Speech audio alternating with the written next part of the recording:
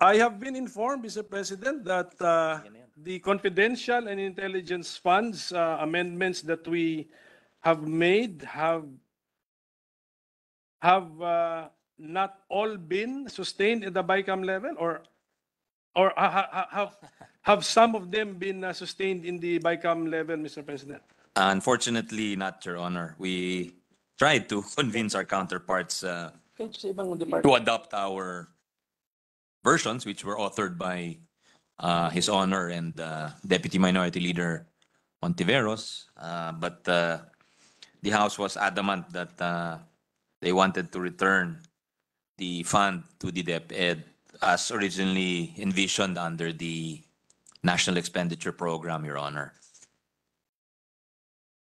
Yeah, yes, Mr. President, but during the Senate plenary, a table was presented to us. There was a total cut of 152,668,000. So, wala pong na-retain po rito sa cut. Meron po, meron po. Yung sa ibang ahensya na nakat, hindi na po, pinabayaan na po, they respected those cuts yun. Yung yes. DepEd lang po yung, so there, of the 187.6 billion, or million rather, 187.6 million, which the Senate realigned upon your initiative and the committee's initiative and Senator Risa's initiative. We realigned 187.6 million, 120 of which was from the DepEd.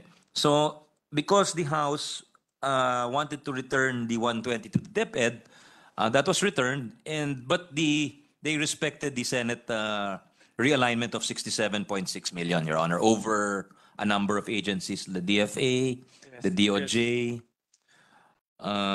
The DSWD, and other executive offices like the ERC, the OPAP, and the Ombudsman, Your Honor.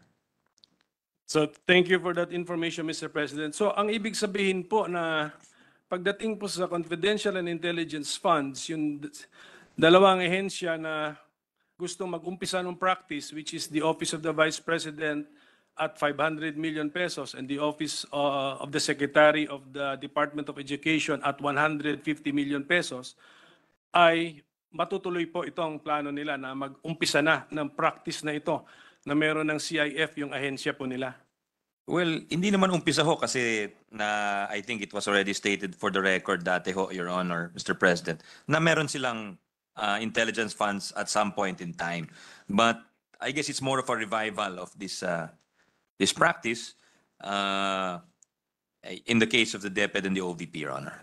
I think, Mr. President, during our committee hearings and subcommittee hearings and the plenary, we established that the OVP was once upon a time. But I don't think the DepEd, I don't think it was established that the DepEd once upon a time was ever granted the CIF.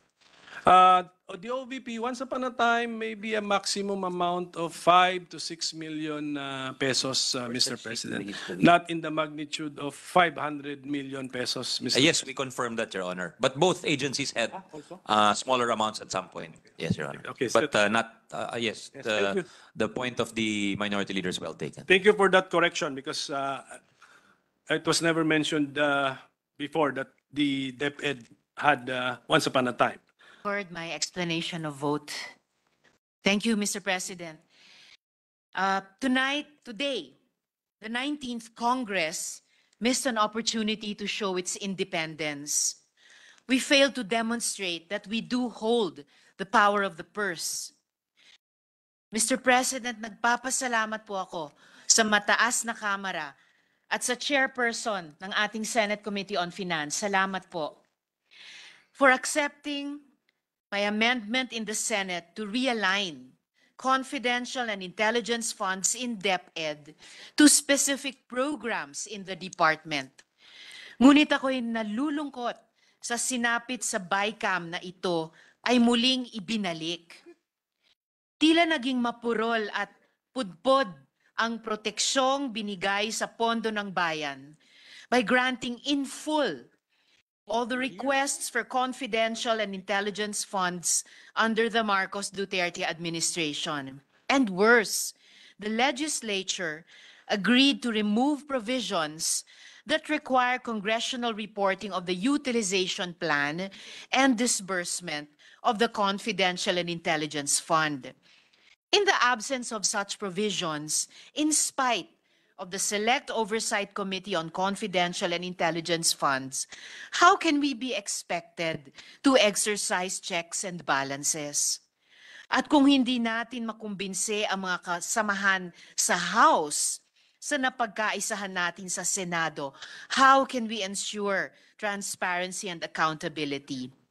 Nakapanghihinayang po na sa unang budget ng administrasyon, Congress has shown its malleability to the whims of the administration and has squandered an opportunity offered by the Senate for more transparency and accountability and less opportunities for corruption. Effectively, Congress has abdicated its power of the purse to holders of civilian offices and departments in the executive, setting a precedent for improper budget requests leading up to the elections in 2028. On account of the full restoration of the confidential and intelligence funds, as well as the removal of safeguards on the proper use of the CIFs, I regret, Mr. President, dear colleagues, that I am constrained to vote no to the Bicameral Conference Committee report. Salamat po, Mr. President.